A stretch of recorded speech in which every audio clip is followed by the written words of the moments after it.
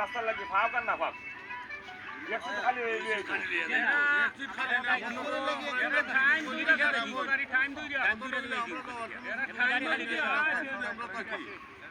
এরা এখান থেকে একজন মানুষ যদি না হয় একজন মানুষের লাগিয়া গোবিন্দপুর চৈত্যা রঘুনাথপুর এই সব গ্রাম থেকে আমরা দুজন তিনজন সাহায্য করে একটা কমিটি দেওয়ার জন্য যদি আপনারা সব একমত হন এই কমিটির রক্ষাটা দেখতে হাত দেখাশোনার জন্য আপনার দৈনিক কমিটি আর কমিটি এত আমি এটা ড্রয়িং আমি আপনার এত ফসাইমু আপনারা দেখবেন সঠিকভাবে আপনার তদারকি করবেন যদি অনিয়ম হয় একটা দুর্বদনাম তুলছে আমার উপরে আরও দুর্বদনাম তুলুক।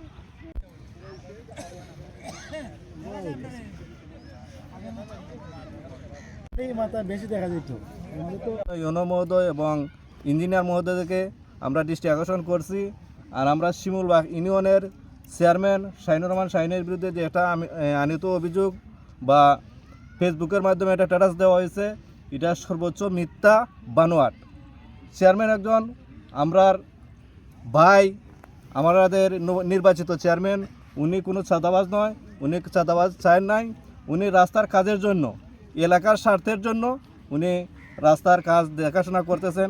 আমাদের উচিত আমরা তেহকিয়া, শিমুলবাগ, রঘুনাথপুর, গোবিন্দপুর যে রাস্তাটা আমাদের ভবিষ্যৎ পরিকল্পনা, এই রাস্তাতে মহোদয়, এরপরে আরও যারা দায়িত্বশীল কাজের মাঝে সংশ্লিষ্ট আছেন সবার কাছে আমরা অনুরোধ, যেভাবে কাজটা ভালো হয়, আমরা দীর্ঘদিনের স্বপ্ন অনেক আগ থেকে আমরা ছোটোবেলা থেকে দেখে আইতেছি আমরা কাজের এই রাস্তার কাজ আয় অল্প পরিমাণে আয়।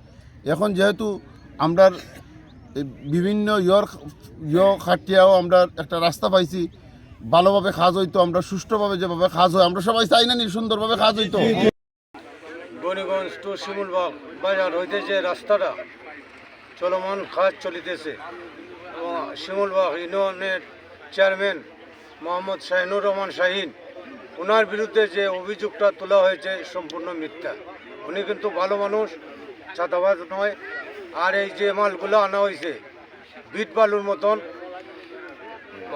ময়লা, তদন্ত করলে আপনারা দেখতে পারবা যে এটা বিট বালু না বালু।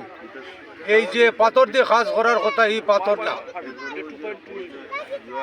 আমাদের চেয়ারম্যান সাহেবের যে বিষয় নিয়ে মিথ্যা অভিযোগ, আমাদের চেয়ারম্যান সাহেবের 1 কোটি টাকার মামলা ফাঁসানো হয়েছে, এটা সম্পূর্ণ মিথ্যা। আমরা চাই যে আমাদের এলাকার সুন্দর কাজ হইতো এবং যে বালু পাথরগুলো আছে এগুলো 1 নাম্বার বালু পাথর দিয়ে কাজ হইতো, 2 নাম্বার বালু পাথর দিয়ে কোনো কাজ আমরা চাই না। আমরা দীর্ঘদিনের স্বপ্ন যে আমাদের এই কাজটা আমরা সারা জীবন স্মৃতি হয়ে থাকতো। আমার ভুল বোঝাবুঝি একটা হয়েছে, উনি কাজ বাধা দিয়েছে, আমি কাজ আবার শুরু করছি, কিন্তু উনি যে কাজ বাধা দিয়েছে এটা কিন্তু আমি জানি না, না জানিয়ে শুরু করছি। পরে উনি আমার কিছু উচ্চবাচ্য কথা বলছে, আমারও সহ্য হয়েছে না, পরে আমি সাংবাদিকরা আসতে আমি এইসব বলছি, কিন্তু এটা আসলে আমার ভুল হয়েছে বলাটা। আচ্ছা, এই হিসাবে আমি চেয়ারম্যান সাহেবের ক্ষমা চাই, আমাকে ক্ষমা করে দিই। তোমার বক্তব্য দিয়েছেন, আপনারা কি কেউ জোর করছেন? না, জোর করে না কেউ। তাহলে উনি কি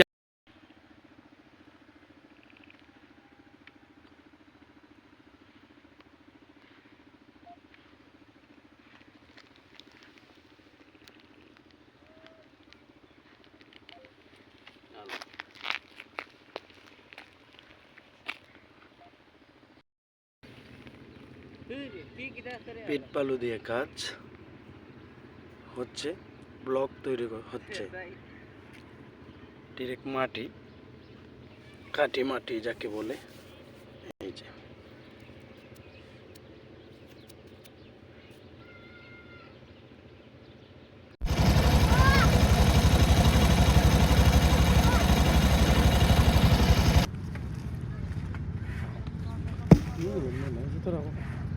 এবং প্রতিবন্ধকতার সম্মুখীন সবসময় ঠিকাদাররা হই, এগুলো কোনো বিষয় না।